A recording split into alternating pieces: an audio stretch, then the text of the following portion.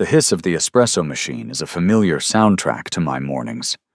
I'm Daniel, 28, and if my life were a font, it'd be something clean and minimalist, but with a slightly shaky baseline.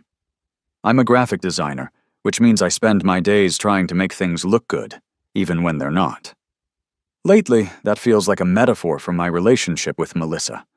I'm sitting in the daily grind, my usual coffee spot, nursing a lukewarm latte and staring out at the drizzle that's decided to make today a bit gloomier. My sketchbook is open on the table, but the pages are blank. My mind, however, is anything but. It's replaying a highlight reel of the last 18 months, a film I've seen too many times, searching for the exact moment the plot went sideways. We met at a gallery opening. My friend Liam was showcasing his chaotic, brilliant sculptures. I was there for moral support, feeling a bit like a spare part among the artsy crowd. Then I saw her. Melissa. She was laughing, a bright, genuine sound that cut through the polite murmurs of the room. She was standing by one of Liam's more challenging pieces. A twisted metal thing that looked like it had lost a fight with a bigger twisted metal thing. She had this way of tilting her head when she was intrigued, and her eyes, a warm hazel, seemed to sparkle under the gallery lights. I'm not usually the guy who makes the first move. My confidence is more of a flickering candle than a steady flame. But something about her, maybe the way she didn't seem to be taking the art too seriously, or maybe just the wine I'd had, propelled me forward. "Interesting piece, isn't it?" I'd said, cringing internally at my less-than-stellar opening line. She turned, and that smile hit me full force. "It's expressive," she'd replied, a playful glint in her eye. "I'm Melissa. Daniel." We talked for what felt like hours that night, about everything and nothing. Art, movies, our mutual dislike for olives, our dreams. She was a marketing exec, ambitious and sharp, but with a soft, almost vulnerable side that drew me in. The connection felt real, electric. Like finding a missing piece you didn't even know you were looking for.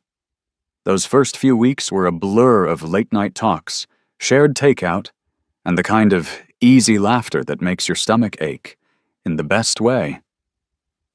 I thought, this is it. This is the kind of relationship people write songs about. Then, the first whisper of him. Trevor, her ex. It was subtle at first, a casual mention here and there. "Oh, Trevor used to love this band," or "Trevor had a shirt just like that." I didn't think much of it. Everyone has a past, right? It was just reminiscing. Harmless. I even made a mental note to be understanding. After all, a long-term relationship, which theirs apparently was, leaves echoes. I remember one evening we were trying out a new Italian place. I was rambling on about some new design software I was excited about, probably a bit too enthusiastically. She was listening, or so I thought, but then she said, "Trevor was always so good at explaining techie stuff. He made it sound so simple." A tiny pinprick. I remember feeling a little deflated, but I brushed it off. She didn't mean anything by it. It was just a thought, a fleeting comparison. People do that. I'm generally an introspective guy. I think a lot, maybe too much. I analyze things, break them down. It's part of my job, part of who I am, and I've always had a bit of a self-deprecating humor to get me through the awkward bits of life. So when these little mentions of Trevor started to pop up, I'd make a joke in my head. Ah, the ghost of boyfriends past, or cue the Trevor tribute hour. It was my way of deflecting, of not letting it get to me. Because honestly, I was falling for Melissa, hard, and I didn't want anything to spoil it. The latte is cold now. I take a final bitter sip. My phone buzzes on the table. A text. Melissa. "Dinner tonight, 7, that little Thai place you like?" My stomach does a little flip. A mix of hope and something else. Trepidation? Yeah, that's the word. I type back a quick "sounds good." The smiley face feels like a lie. I want it to be good. I really, really do. But there's a nagging voice in the back of my head. The one that's been getting louder lately, wondering if tonight's dinner will come with a side of Trevor.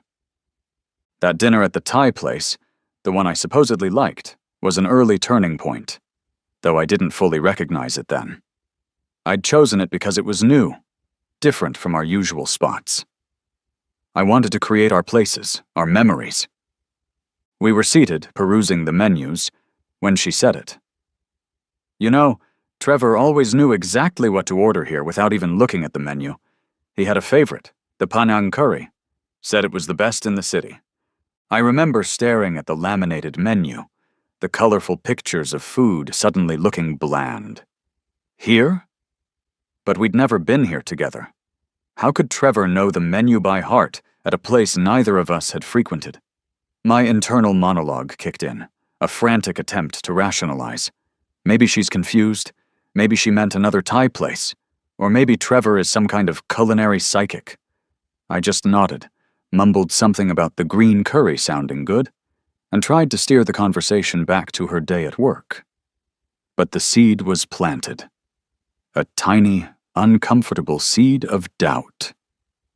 It was like a tap had been turned on, slowly at first, then with increasing pressure. The comparisons weren't just casual mentions anymore. They started to feel like yardsticks against which I was constantly being measured, and, invariably, falling short. A few weeks later, we were at a multiplex, waiting for a movie to start. I'd bought a large popcorn to share, my usual move. Trevor always got his own popcorn, she remarked, reaching for a handful. He said he didn't like sharing food. He was very particular about his snacks.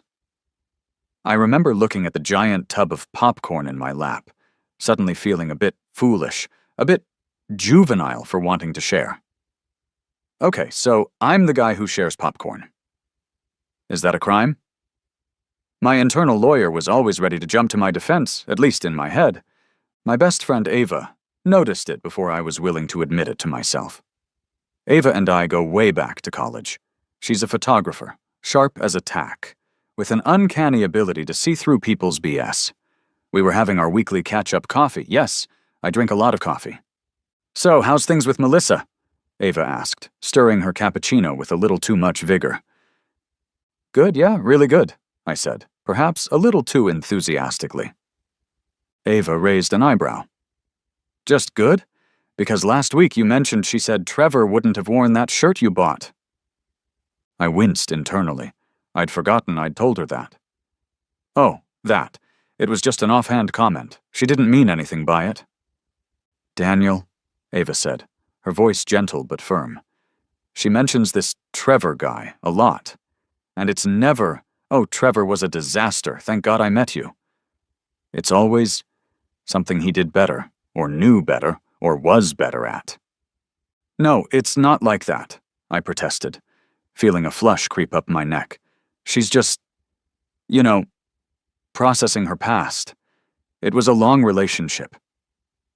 Deep down, a part of me knew Ava was right, but admitting it felt like admitting something was fundamentally wrong with Melissa, or worse, with me for not being Trevor. The most painful comparison, the one that really twisted the knife, happened during a weekend trip we'd planned. It was supposed to be romantic, a little cabin by a lake, a break from the city. I'd spent weeks looking for the perfect spot. I'd even packed a fancy bottle of wine and some ingredients to cook her favorite pasta. The first evening, we were sitting on the small porch, the sun setting over the water, painting the sky in shades of orange and purple. It should have been perfect. I reached for her hand. This is beautiful, isn't it? I said, feeling genuinely happy for the first time in a while. She sighed, a soft, almost melancholic sound. It is. Trevor took me to a place like this once, up in the mountains. The view was breathtaking. He had this amazing sense for finding these hidden gems. And just like that, the magic evaporated. The beautiful sunset suddenly felt ordinary. My carefully planned romantic gesture felt inadequate. I pulled my hand back, a cold knot forming in my stomach. All I could think was, even here? Even now?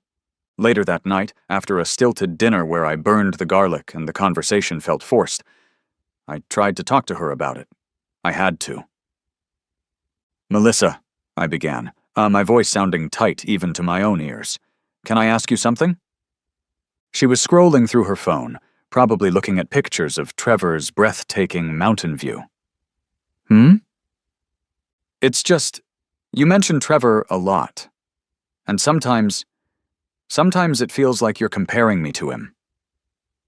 There, I'd said it. The words hung in the air, heavy and awkward. She finally looked up, a frown creasing her forehead. "What are you talking about?" "Like tonight, with the cabin, and the other day with the popcorn. It happens pretty often." She let out a short, almost dismissive laugh. "Oh, Daniel, you're being too sensitive. I'm just telling stories about my past. Everyone does that. It doesn't mean anything." She reached out and patted my arm, a gesture that felt more patronizing than comforting. "Don't be insecure." Insecure. That word stung. Was I being insecure? Was I overthinking things? Her dismissal, so quick and complete, made me doubt myself. Maybe she was right. Maybe I was just being too sensitive. So I did what I always did when I felt inadequate. I tried harder. I became Daniel 2.0 now with extra effort. I tried to anticipate her needs, to be more decisive, to plan more impressive dates. I researched restaurants Trevor might have approved of. I listened to music he supposedly liked. I started to feel like I was auditioning for a role I was never going to get, the role of a man who wasn't me. I thought, if I could just be a little more like him, a little more what she seemed to want, then the comparisons would stop.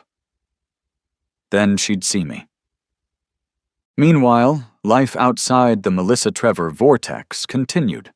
At work, I was assigned a new, high-profile project rebranding a local arts foundation. It was a big deal, a chance to really make a mark.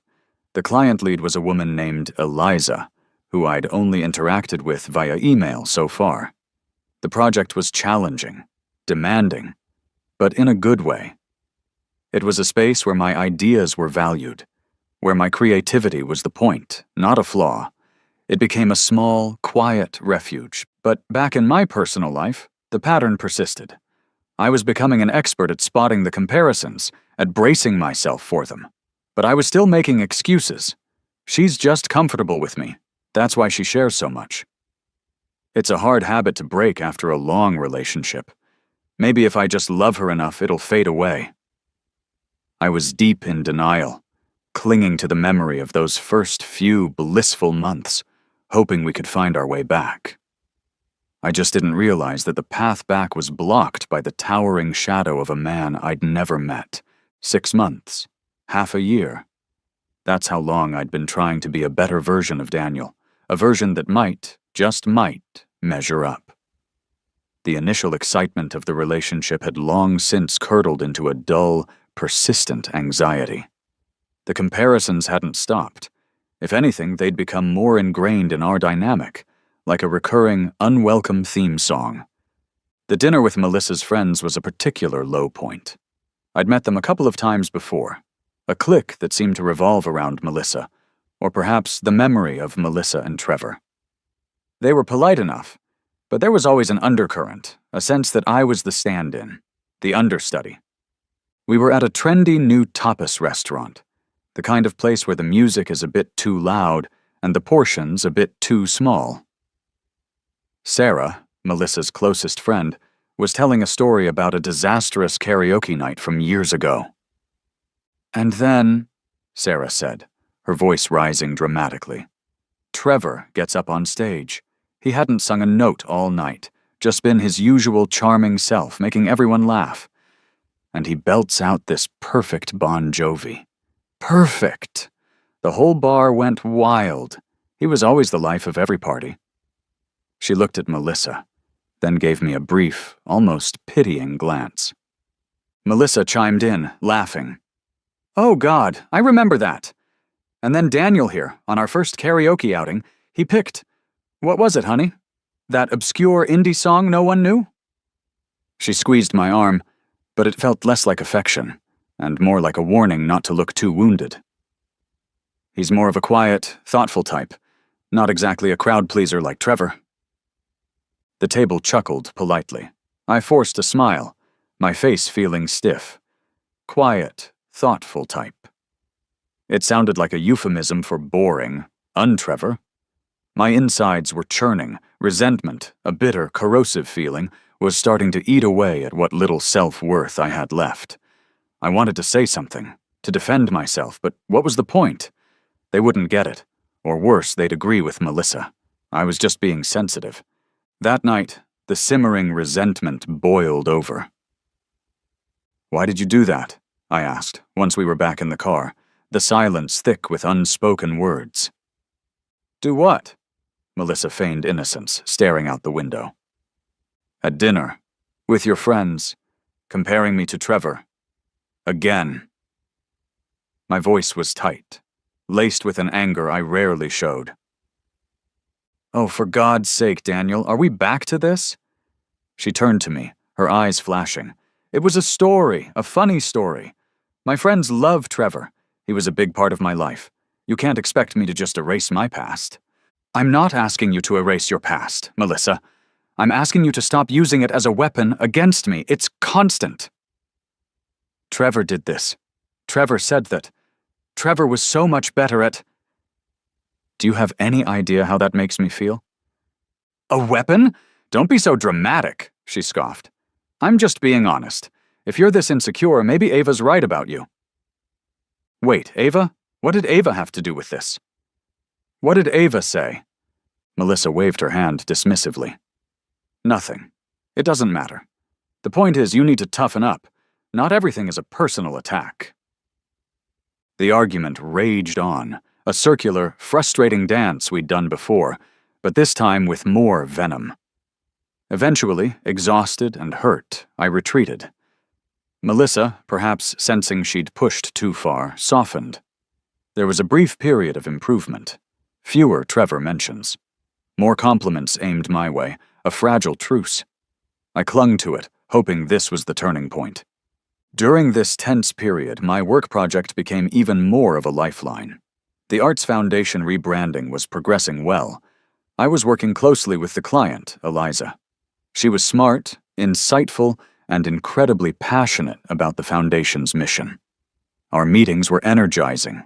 She'd listen intently to my ideas, ask challenging questions, and offer genuinely constructive feedback. There was a respect there, a professional admiration that felt good.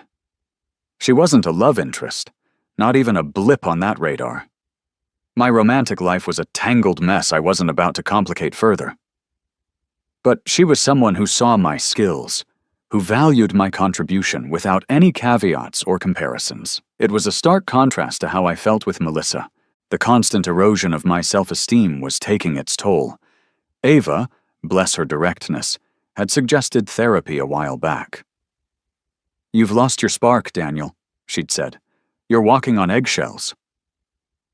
At the time, I'd resisted. Therapy felt like admitting defeat. But after the dinner with Melissa's friends, after that particularly brutal argument, I knew I needed help. I found a therapist, Dr. Evans, a kind-faced woman with a calm demeanor. Our sessions were hard. I talked about Melissa, about Trevor, about the gnawing feeling of not being good enough. Dr. Evans listened patiently, helping me to unpack the layers of self-doubt that had accumulated. She didn't offer easy answers, but she gave me tools, perspectives. She helped me see that my feelings were valid, that I wasn't just being too sensitive. Then came Thanksgiving. We were at Melissa's parents' house. Her family was formal. Her dad, a stern, successful businessman, always made me feel like I was undergoing an unspoken evaluation. I tried to engage him in conversation, asking about his work, his hobbies. He was polite but distant. During dinner, the topic of investments came up. Melissa's dad was pontificating about the stock market. "Trevor always got along so well with my dad," Melissa announced to the table, a nostalgic smile on her face. They would talk for hours about investments. Trevor was so savvy with money. He really understood that world. She then turned to me. Daniel's more on the creative side, Dad. Less numbers, more colors. She said it with a little laugh, as if it were a cute, harmless quirk. Her dad grunted, a sound that could have meant anything but felt distinctly unimpressed. I looked down at my plate of turkey and stuffing, my appetite gone. The familiar sting, the feeling of being diminished, of being publicly highlighted as less than. It was the casualness of it that hurt the most. As if my feelings, my worth, were just an afterthought. This wasn't just a comparison, it was a public declaration of my perceived inadequacy in a field her father clearly valued. And Trevor, the ghost of perfection, excelled there too. Of course he did. Something inside me snapped, not in a loud, dramatic way, but in a quiet, decisive way. I couldn't do this anymore. I couldn't sit there and be dissected and found wanting over and over again. I placed my napkin on the table. "Excuse me," I said, my voice surprisingly steady. "I'm not feeling very well. I think I need to get some air." Melissa looked surprised, a flicker of annoyance in her eyes. "Daniel, are you okay?" I didn't look at her. I couldn't. "I'll be fine. I need to go." I walked out of the dining room, through the house, and out the front door, leaving the murmur of confused conversation behind me. The cold November air hit my face, a welcome shock. I stood on the porch, taking deep breaths, trying to quell the storm inside me. I didn't know what I was going to do, but I knew one thing for sure. I couldn't go back in there. I couldn't keep living like this. The foundation of our relationship, already riddled with cracks, felt like it was crumbling beneath my feet. And for the first time, I seriously questioned if it was worth saving. The drive home from Melissa's parents' house that Thanksgiving was a silent, frigid affair. I didn't try to explain. She didn't press. The unspoken had become a chasm between us. My early departure had been a statement, and we both knew it, though neither of us was ready to dissect its full meaning. In the weeks that followed, my disconnection from the relationship deepened. It was like watching a movie in a foreign language with no subtitles. I was present, but I didn't understand, and I wasn't sure I wanted to. The easy laughter, the comfortable silences, the shared glances that once defined us were gone, replaced by a careful, almost choreographed politeness. We were two people sharing a space, but not a life. Christmas loomed, a festive monster of expectation. The pressure to find the perfect gift for Melissa felt immense, not because I wanted to shower her with affection, but because I was terrified of getting it wrong, of providing yet another opportunity for an unfavorable comparison to the ghost of Christmas past, aka Trevor. I spent hours online, in stores, racking my brain. What would Trevor get her? The thought was both ludicrous and deeply depressing. I eventually settled on a first edition of her favorite classic novel, beautifully bound, something I thought was thoughtful and personal. Christmas morning.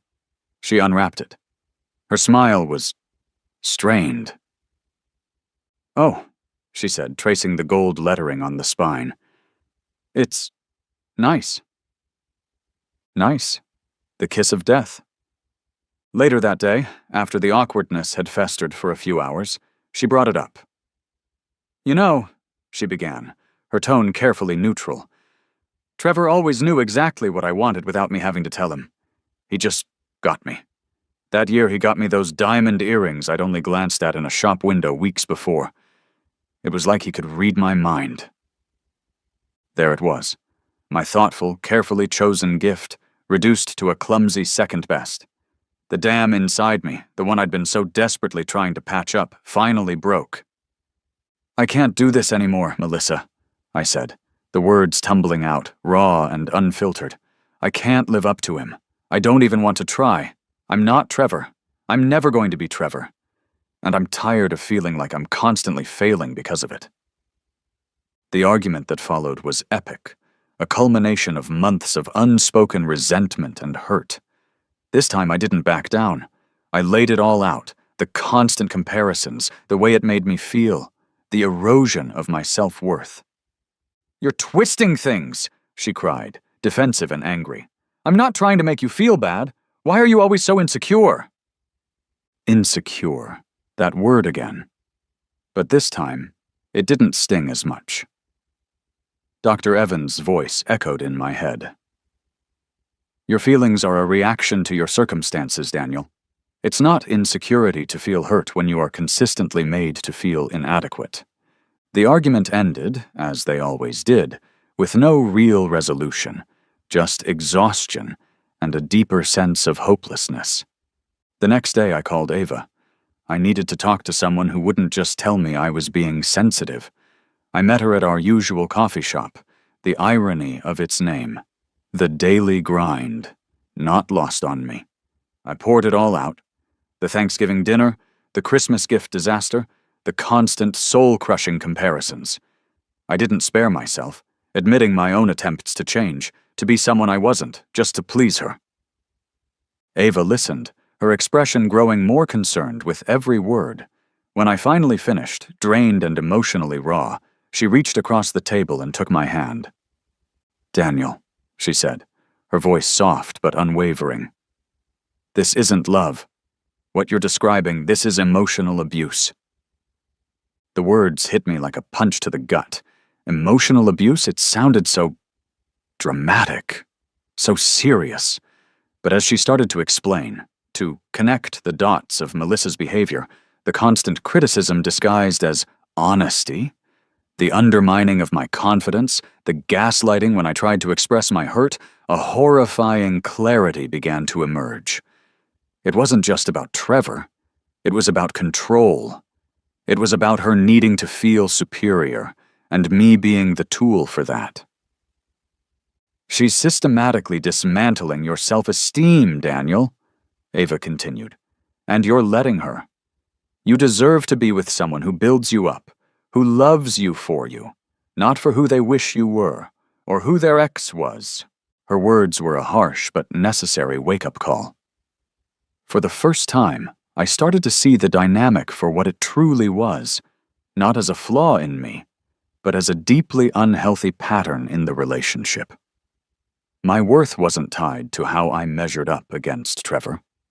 My worth was inherent. It was a revolutionary thought. Melissa's birthday was a few weeks later. She decided to have a dinner party, inviting a mix of our mutual friends and her old clique. I dreaded it, but I went. I had to see if anything had changed, if my outburst at Christmas had made any impact. It hadn't. Throughout the evening, Melissa, fueled by wine and the adoring audience of her friends, dropped comparison after comparison. "Oh, Daniel tried to make me that coq au vin Trevor used to make for my birthday once. It was an effort." Laughter. "Remember that surprise trip to Paris Trevor planned for my 25th? Daniel's idea of a surprise is finding a new filter on Instagram." More laughter. Each comment was a fresh stab, but this time something was different within me. The pain was still there, but it was mingled with a cold, hard anger and a growing sense of detachment. I watched her, really watched her, and I saw not the woman I'd fallen in love with, but someone who seemed to enjoy diminishing me, someone who needed an audience to validate her critiques. My inner realization crystallized. I deserve better than this. It was no longer a question, but a statement of fact. The final straw, the one that broke the camel's back with an almost audible snap, came a few days after the disastrous birthday dinner. We were having a rare, quiet evening at home. Or so I thought. Melissa was looking at her laptop, a thoughtful frown on her face. "You know, Daniel," she said, her voice casual, "I was thinking, your graphic design thing is nice, but it's not very stable, is it? All that freelance stress." I tensed. "It's my career, Melissa. I'm good at it. And the Arts Foundation project is going really well." I know, she said, waving a dismissive hand.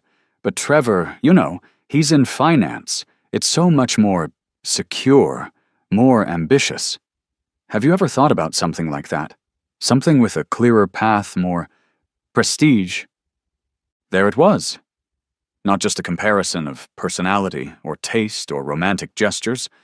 A suggestion that I change the very core of who I was, my passion, my livelihood. To be more like Trevor. To abandon my own path for one that mirrored his. In that moment, something in me settled. A profound, almost peaceful clarity. This wasn't just about her missing Trevor or her being insensitive. This was about her fundamentally not seeing me, not valuing me, not wanting me. She wanted a Trevor-shaped hole filled, and I was just the ill-fitting peg she was trying to hammer into it. I looked at her, really looked at her, and the love I'd felt, the desperate hope I'd clung to, was gone, replaced by a deep, weary sadness and a steely resolve. "No, Melissa," I said, my voice calm, devoid of the anger and hurt that had plagued me for so long. "I haven't thought about changing my career, because I love what I do, and I'm good at it." I stood up. "We need to talk." She looked up, surprised by the finality in my tone. "About what?" "About us," I said. "About the fact that there isn't tennis anymore." The decision was made. There was no turning back. I was done giving her chances to compare me. I was done trying to be someone else. I was choosing me. The conversation wasn't a screaming match. There were no thrown objects, no dramatic storming out. It was quiet, almost painfully so. I sat on the edge of the sofa. She remained in her armchair, laptop still open, but forgotten. "I can't do this anymore, Melissa," I started. The words I'd rehearsed in my head 100 times, feeling both heavy and liberating. The constant comparisons, the feeling that I'm never good enough. It's not healthy, for either of us. She looked genuinely surprised, a flicker of disbelief in her eyes. "What are you talking about? We had a fight at Christmas, but I thought we were better." "Better?" I almost laughed, a short, bitter sound. "Melissa, you suggested I change my career to be more like Trevor. Just now. After months, no, over a year of me telling you how much it hurts when you compare us." Her face hardened. "Oh, here we go again. I was just being honest about my experiences. If you can't handle that, maybe Trevor was right about you being insecure."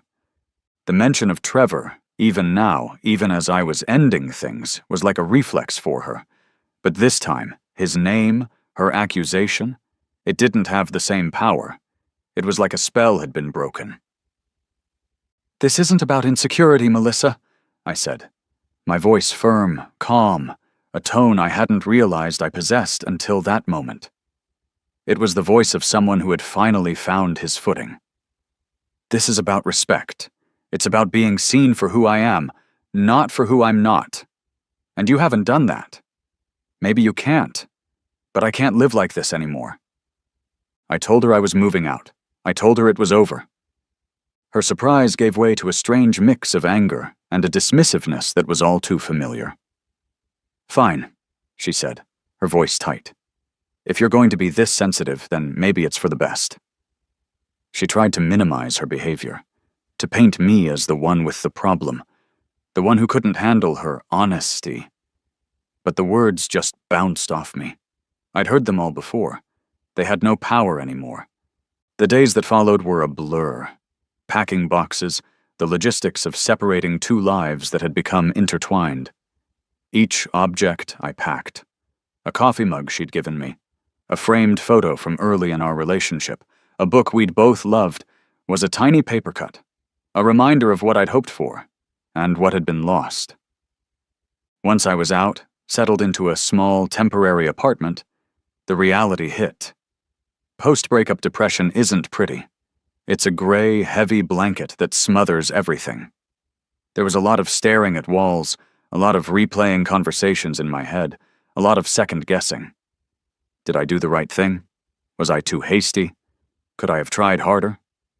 The old tapes of self-doubt played on a loop.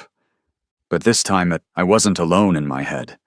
I had Ava, a rock of unwavering support. She'd call, she'd show up with takeout and bad movies, she'd listen without judgment as I processed the grief, the anger, the lingering confusion.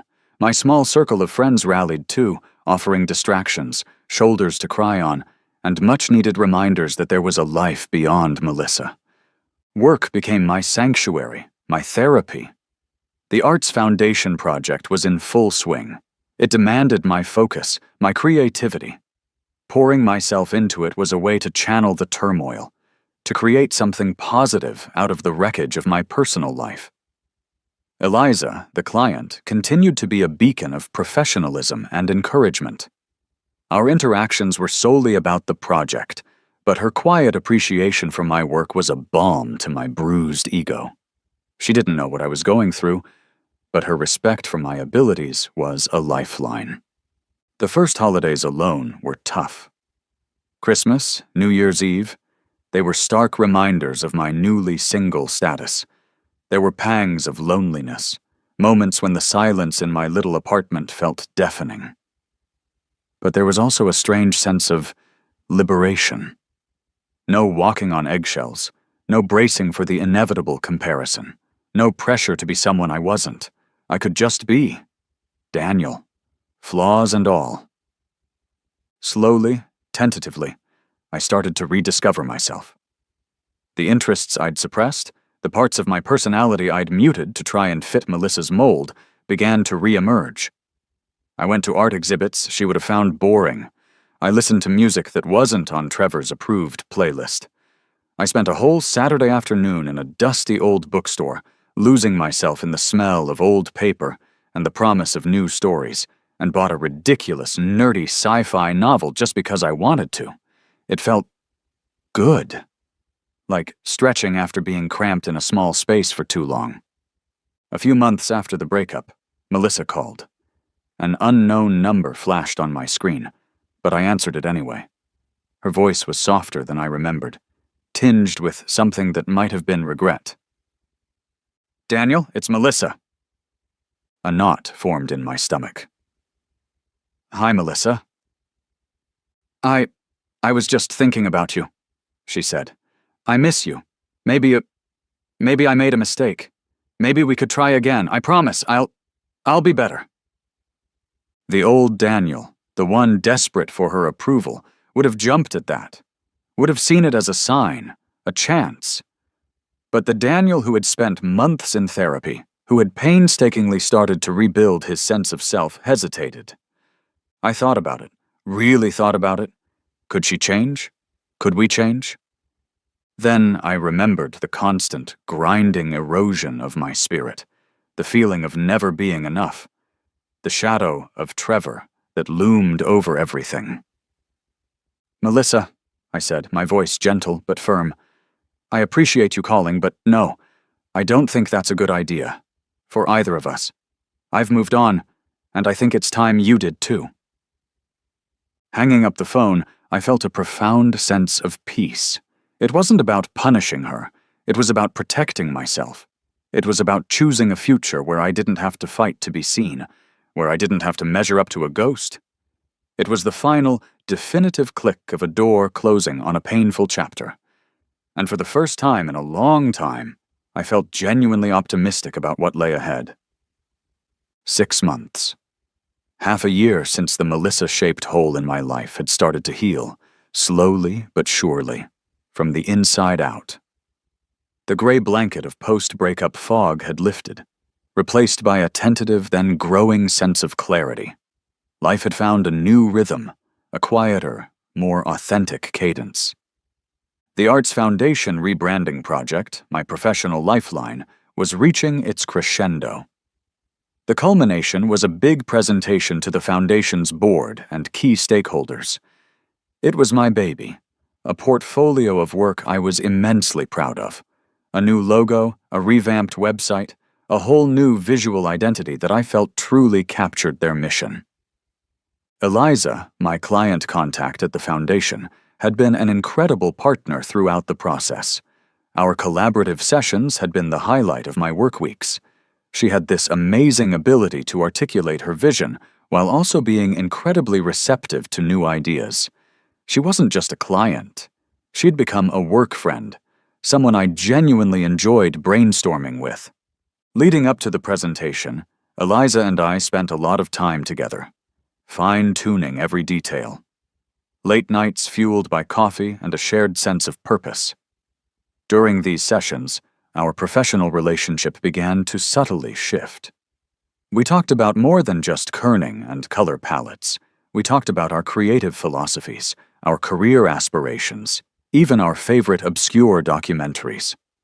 There was an easy rapport, a mutual respect that went beyond the project. I started to notice things about Eliza. The way her eyes lit up when she talked about a piece of art that moved her. Her quick, intelligent wit. The genuine enthusiasm she had for my designs, not just as a client, but as someone who seemed to truly get them. "I've never met anyone who thinks about design the way you do, Daniel," she said one evening, as we were packing up after a particularly long session. "You have this way of finding the emotional core of a concept and translating it visually. It's really special." Her words landed differently than Melissa's ever had. There was no hidden barb, no implied comparison. It was just a genuine appreciation of my specific talent. It felt warm, validating. A stark, glaring contrast to the constant feeling of being measured and found wanting. The presentation was a huge success. The board loved the new branding. There were smiles, applause, handshakes.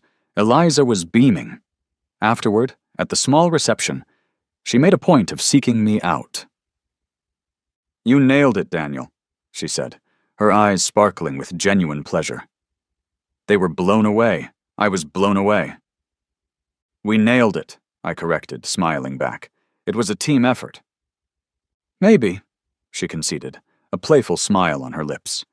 "But your vision was the driving force. You should be incredibly proud." Later that week, after the dust had settled, an email from Eliza popped into my inbox. Subject: celebrate? Body: "Hey Daniel, now that we're not chained to our laptops 24/7, fancy grabbing a drink to celebrate a successful launch? My treat. You deserve it. Eliza." I stared at the email, a strange mix of emotions swirling inside me. A drink? With Eliza? Outside of work? It sounded nice. Too nice? My mind, conditioned by months of walking on eggshells, immediately started to look for the catch. Was this a work thing? A friendly thing? Or something else? The thought of something else sent a jolt of panic through me. Was I ready for that? Was I just going to repeat the same patterns, fall for someone only to be disappointed, or worse, to disappoint them? The ghost of Trevor, though fainter now, still whispered warnings in the recesses of my mind. Don't be insecure. But also, don't be a fool. I talked to Ava about it, of course. "So, the awesome client you've been raving about, the one who actually thinks you're talented, wants to get a drink with you and you're hesitating?" Ava raised an eyebrow, the unspoken "seriously" hanging in the air. "It's not that I don't want to," I explained, pacing my small living room. "It's just, Eliza's great, really great. But after Melissa, I'm scared, Ava. Scared of misreading things, scared of getting hurt again, scared of not being enough." "Daniel," Ava said gently, "Melissa was one person. A person who had her own issues and projected them onto you. Eliza is not Melissa. And you are not the same Daniel you were back then. You've been to therapy. You've worked on yourself.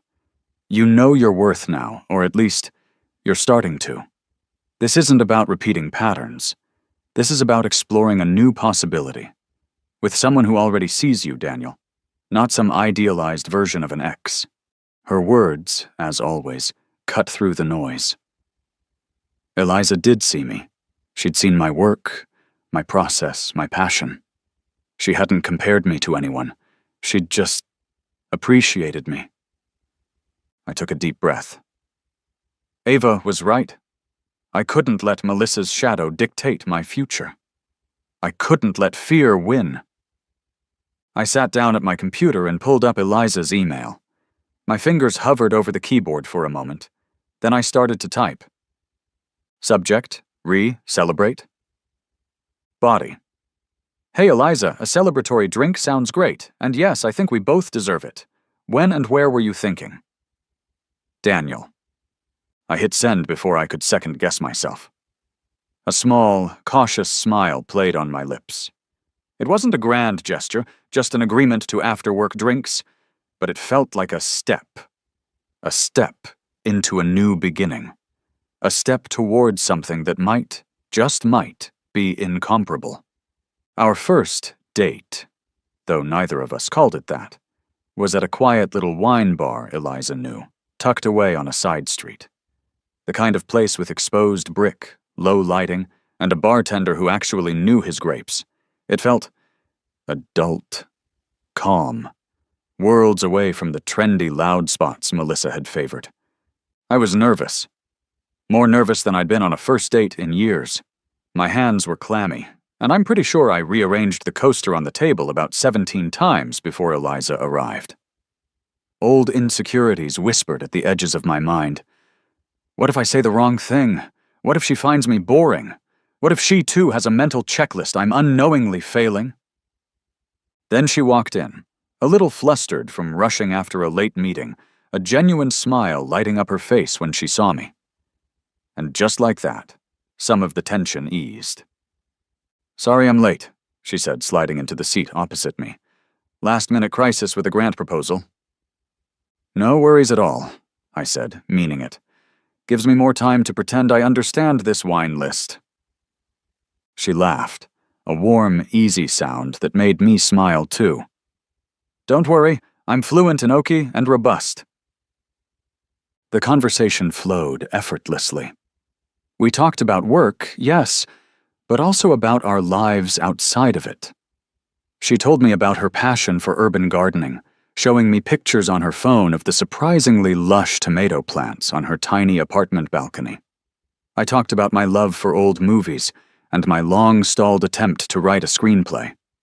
There were no awkward silences, no forced pleasantries. It was just nice, comfortable. At one point, I found myself telling her, vaguely, about my recent breakup.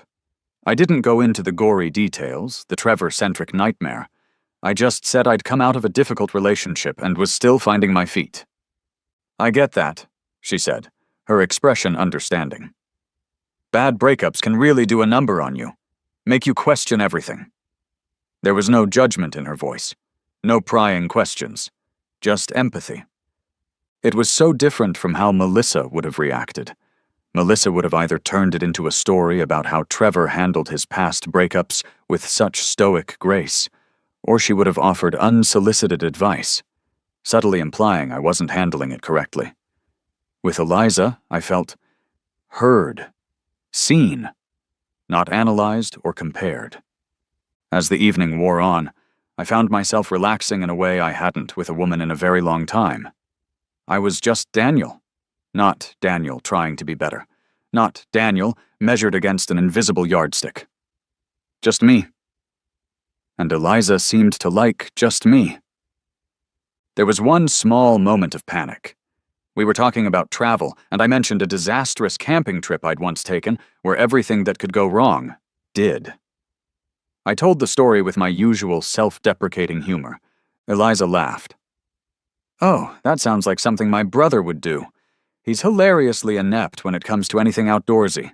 He once tried to pitch a tent in our parents' backyard and somehow managed to set off their sprinkler system.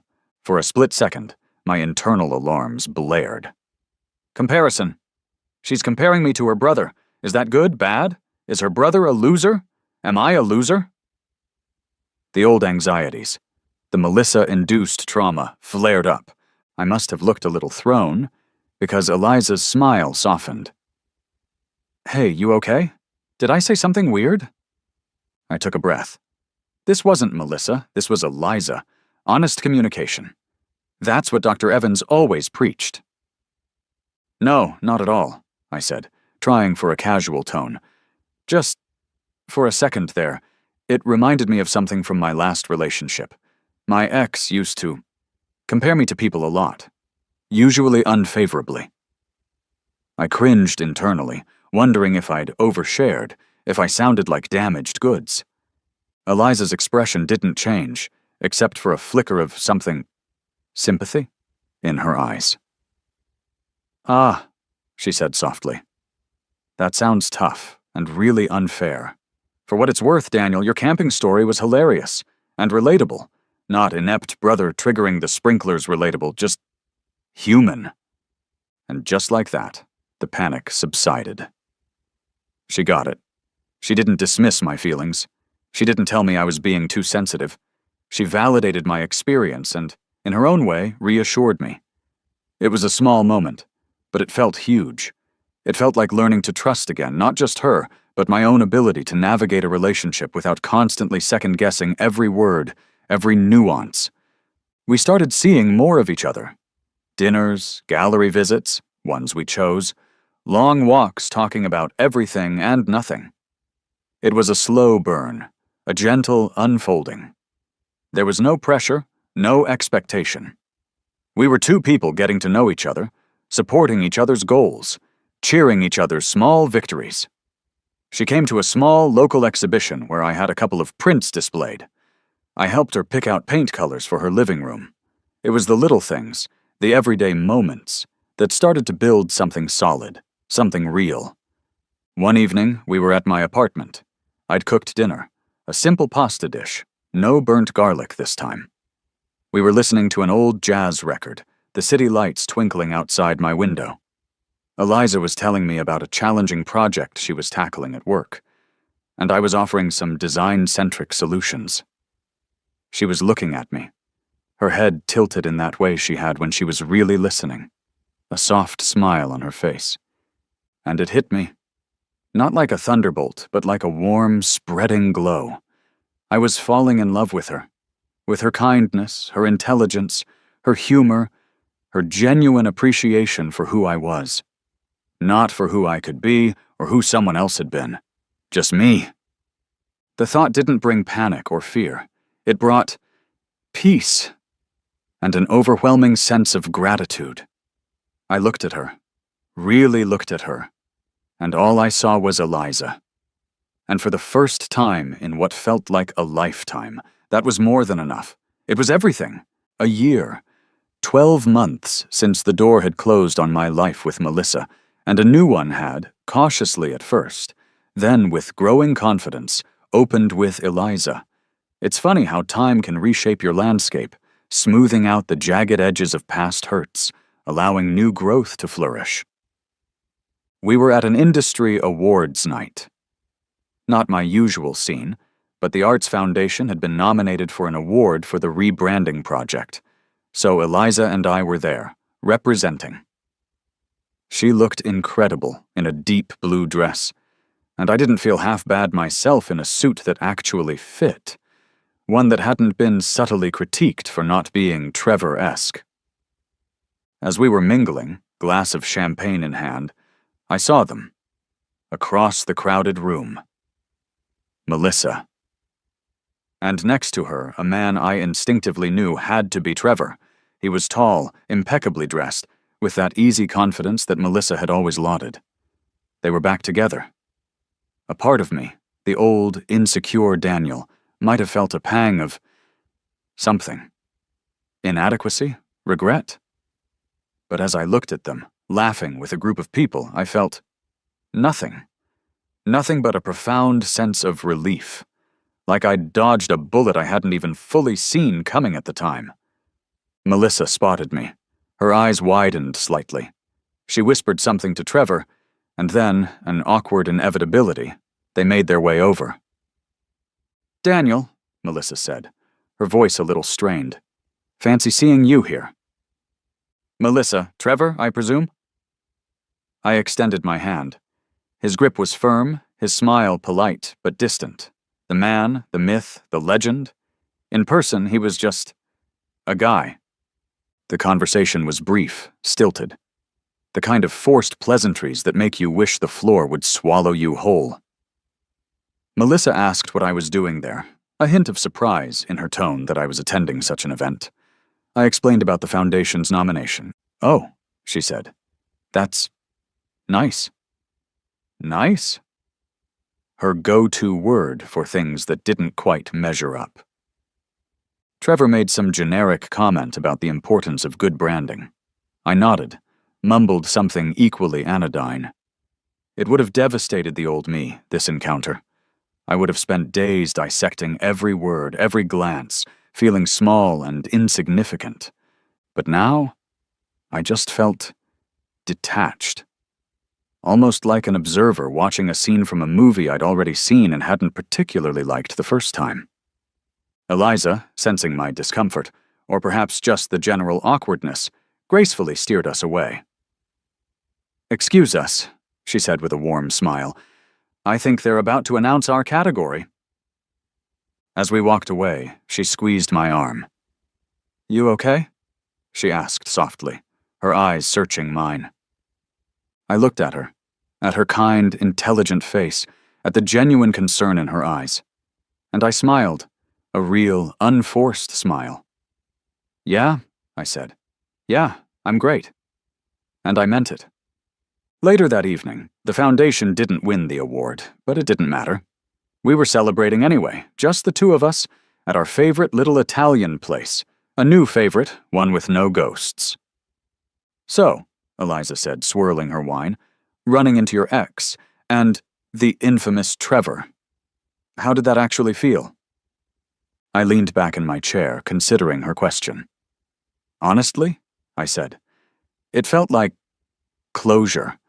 Like seeing an old photo of yourself with a really bad haircut. You cringe a little, wonder what you were thinking, but mostly you're just glad you've moved on." Eliza laughed. "Good analogy, and your current haircut is much, much better." I reached across the table and took her hand. Her fingers intertwined with mine, a perfect fit. "It really is," I said, my voice thick with emotion. "It really, really is." The journey had been painful, bruising even, but it had led me here, to Eliza, to a love that didn't require me to be a carbon copy of someone else. A love that celebrated my quirks, championed my passions, and saw my worth without a single comparison.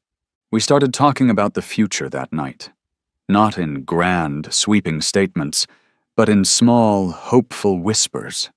A trip we wanted to take. A ridiculous art project we wanted to collaborate on. The possibility of moving in together. It wasn't about filling a void or meeting an expectation. It was about building something new. Something uniquely ours. As I looked at Eliza, her eyes sparkling in the candlelight, I thought about how far I'd come. From a man riddled with self-doubt, constantly trying to measure up to an impossible standard, to someone who finally understood his own value. Someone who had found a love that was, in every sense of the word, incomparable. With Melissa, every day had been an audition. With Eliza, there was no measuring up to someone else's standard. We were creating our own. And it was beautiful. It was real. And it was, finally, just right. My emotional recovery felt complete. My confidence not a flickering candle anymore, but a steady, warm flame. And I knew, with a certainty that settled deep in my bones, that this was just the beginning.